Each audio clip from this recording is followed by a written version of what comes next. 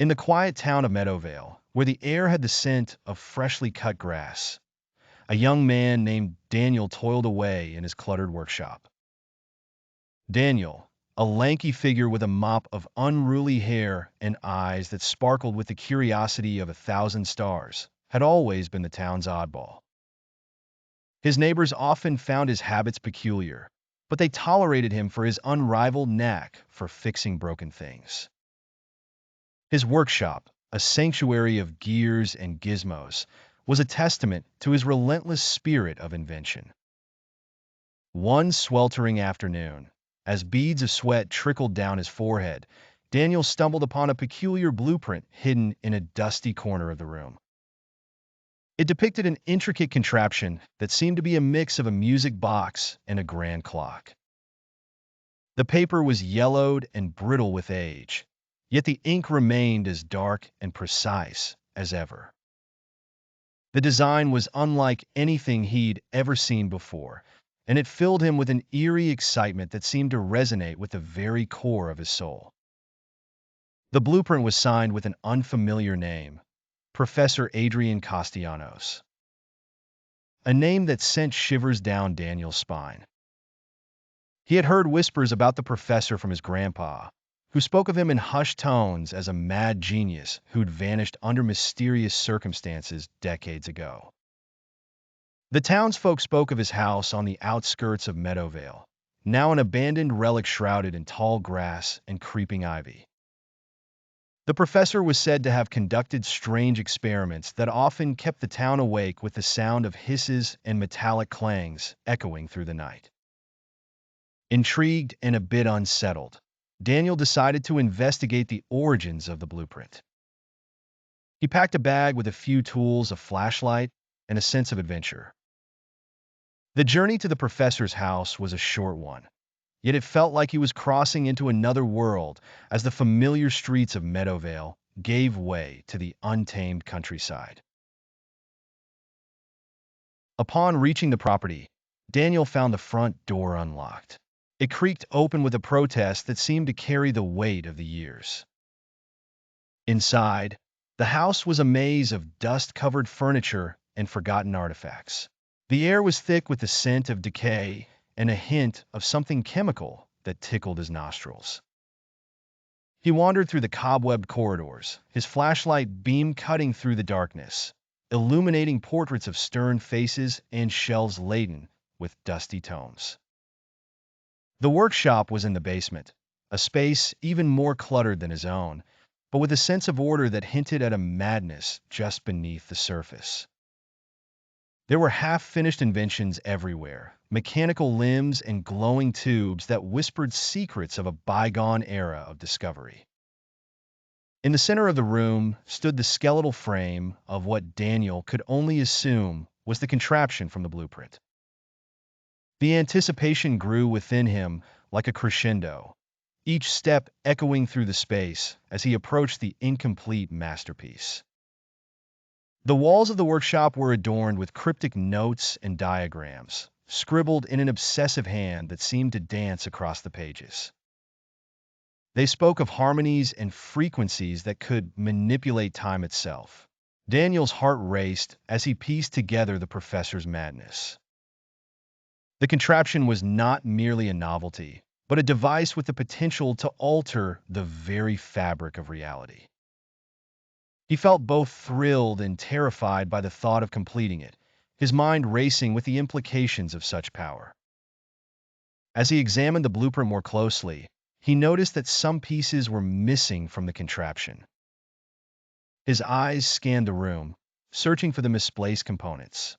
They fell upon a dusty chest in the corner, its lock rusted and unyielding. With a grunt, he pried it open, revealing a treasure trove of gleaming brass and crystalline pieces. His hands trembled with excitement as he carefully selected the ones that matched the empty slots in the blueprint. Each one fit perfectly, as if they were the missing pieces of a cosmic puzzle. The contraption grew more complex with each addition, its purpose more tantalizingly clear. It was a machine that could play a symphony of moments, weaving the very threads of time into a tapestry of sound. Daniel's curiosity grew to an all-consuming obsession, pushing him to work tirelessly through the night. The house creaked and groaned around him, as if it were alive and watching his every move. Days turned into nights, and nights into days, as Daniel devoted himself to the task. His eyes grew hollow with fatigue, but every turn of a gear, every snapping of a spring, brought him closer to understanding the professor's mad creation. The heat of the summer sun was a distant memory, replaced by the cold embrace of the basement's perpetual twilight. His skin grew pale, his clothes disheveled, and his mind filled with the symphony of gears and ticking clocks that had once driven Professor Castellanos to the brink of insanity. The townsfolk grew worried, their whispers of curiosity evolving into concern. They had seen the light from the basement window, flickering and dancing into the small hours of the night, but no one had seen or heard from Daniel in what felt like an eternity. The air in Meadowvale grew heavy with an unspoken dread, as if the very earth was holding its breath in anticipation of what might be unleashed from the depths of the old house. One evening, as the last vestiges of daylight retreated behind the horizon, a melody unlike any other began to seep through the walls of the Castellanos mansion. It was hauntingly beautiful, a tune that seemed to resonate with every atom in the air. The townsfolk paused in their routines, cocking their heads to listen. The music grew louder, more insistent, until it was a crescendo that could not be ignored. It was as if the very fabric of the night was being pulled apart and rewoven by the unearthly symphony. In the basement, Daniel stepped back from the now complete contraption, his hands stained with oil and his clothes drenched in sweat. The machine hummed to life before him, its brass limbs moving with a grace that defied its mechanical nature. The symphony grew, swelling from a soft whisper to a deafening roar that seemed to shake the foundations of the earth. The air grew thick with the scent of ozone, and a prickling sensation danced across his skin. The music grew more intense, each note a sledgehammer to the soul. It was a symphony of lost moments and forgotten dreams, a cacophony of time itself. Daniel felt his consciousness stretch and pull, as if the very fabric of his existence was being woven into the tapestry of sound. He stumbled back, his eyes wide with a mix of awe and horror, as the walls of the basement began to distort and ripple like the surface of a pond. Through the shifting maelstrom, he could see glimpses of other times and places, moments from his own past that had slipped through the cracks of his memory. A birthday party long ago, the touch of a mother's hand, the sound of laughter from friends now gone. They played out in silent, vivid detail, and he reached out to touch them, his fingertips grazing the edge of these echoes from his past. The contraption's melody grew more erratic, the gears and springs spinning faster, the air crackling with energy. Daniel's vision blurred, and the room around him bled into a kaleidoscope of colors. He felt his grasp on the present slipping, his mind adrift in a sea of temporal echoes. The music was no longer just sound, but a tangible force that pushed and pulled at him. Panic began to set in. The thrill of discovery had morphed into a nightmare that seemed to have no end. He searched desperately for a way to stop the contraption, his hands trembling as they danced over the controls. The town outside grew quiet, the only sound the relentless symphony of the machine. The floorboards above creaked under the weight of footsteps, and a sudden chill swept through the basement. Daniel looked up to see a figure descending the stairs, a silhouette against the flickering light from the room above. It was his grandpa, a look of disbelief and horror etched into the lines of his weathered face. "What have you done?" he shouted over the din, his voice barely audible. Panic surged through Daniel's veins, and he frantically searched the blueprint for a way to halt the contraption. His grandpa's eyes widened as he took in the scene before him. The whirring machine, the dancing shadows, and his grandson's wild-eyed desperation.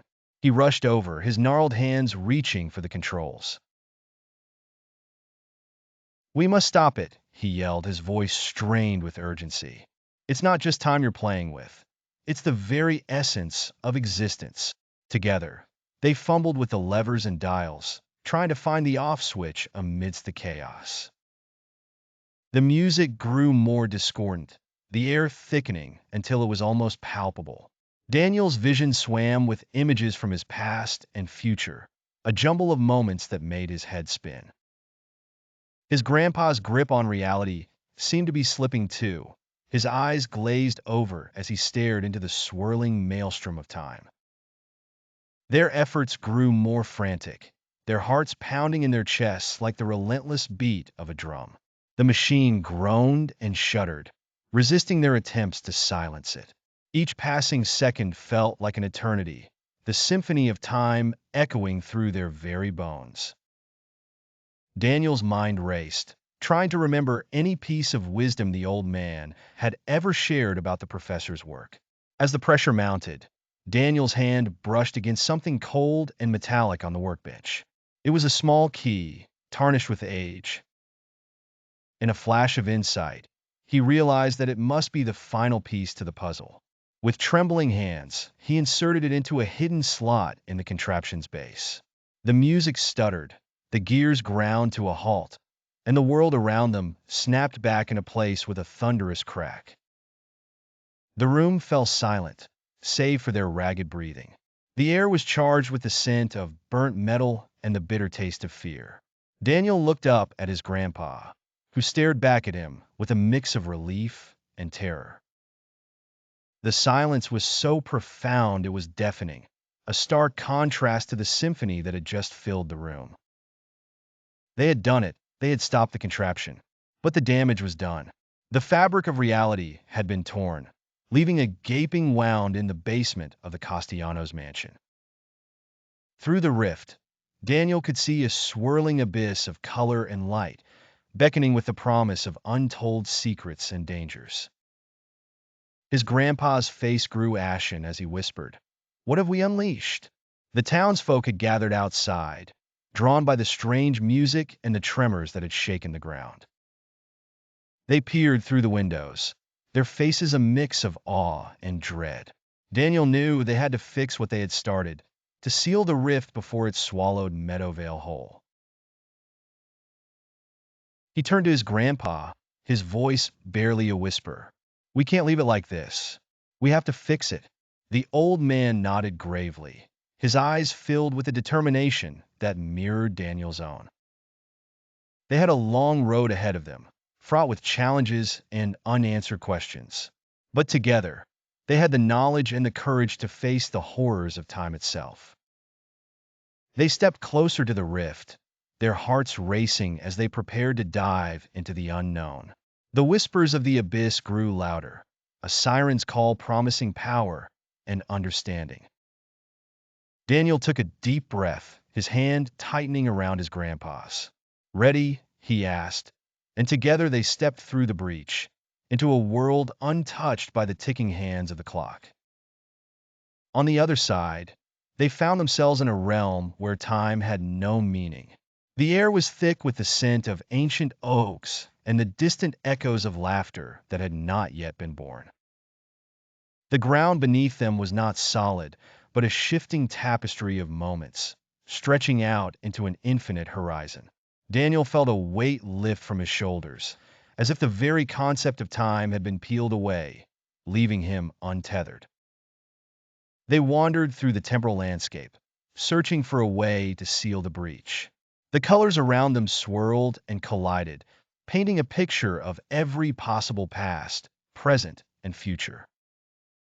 Ghosts of moments long gone flitted at the edges of their vision, like images in a foggy mirror. The rift grew wider with each passing second, threatening to swallow the house, the town, and all of reality as they knew it. Their journey was fraught with perilous encounters, beings made of pure energy that whispered of futures never to be and pasts that could never be changed. They encountered echoes of themselves, each a reflection of a choice never made, a path never taken. The sight was both exhilarating and terrifying, a stark reminder of the fragility of existence. As they approached the epicenter of the rift, the air grew colder, the colors more muted. The fabric of reality was stretched to breaking point, and Daniel could feel the very essence of Meadowvale slipping away like grains of sand through his fingers. His grandpa's grip grew stronger, his eyes never leaving the horizon. "We're close," he murmured, his voice barely audible over the symphony of whispers that filled the air. They reached the center, where the contraption's power coalesced into a single, pulsing note. The air vibrated around them, threatening to tear them apart. Daniel's mind raced as he searched the blueprint, his eyes scanning the complex maze of symbols and diagrams. There had to be a way to reverse this. With a sudden burst of inspiration, he found it, a sequence of gears and levers that would rewind the symphony of moments. He worked feverishly, his grandpa guiding his hands with gentle precision. The note grew softer. The colors began to bleed back into the world around them. The rift began to close, the whispers of the abyss fading into the background. The ground beneath their feet grew solid again, the air warming as it regained its familiar scent of earth and grass. The contraption lay before them, a silent sentinel to the chaos it had wrought. They stepped back into the basement, their hearts pounding in their chests. The room was a mess, but the air was still, the only sound the gentle tick of a clock that had remained untouched by the temporal storm. The townsfolk waited outside, their faces a tapestry of fear and hope. As Daniel and his grandpa emerged, the old man raised a hand, a signal that all was well. The crowd let out a collective sigh of relief, and slowly, life began to return to the quiet streets of Meadowvale. The two of them stood on the threshold, looking out at the town they had just saved. "What do we tell them?" Daniel asked, his voice still shaking with the aftermath of their ordeal. His grandpa turned to him, a sad smile playing on his lips. "The truth is often too much for people to bear. Let's just say we found a way to fix the old professor's clock." And so, the tale of the Timekeeper's Symphony remained a secret, known only to the two who had danced with the fabric of existence. The contraption was dismantled, its pieces scattered and hidden away, and life in Meadowvale went on. But Daniel was changed. The experience had left an indelible mark on his soul, a constant reminder of the power that lay just beyond the edge of understanding. He continued to tinker in his workshop, but with a newfound respect for the mysteries of the universe. And every now and then, when the night was still and the stars shone brightly, he could still hear the faintest echo of that haunting melody, a whisper of the symphony that had almost consumed them all.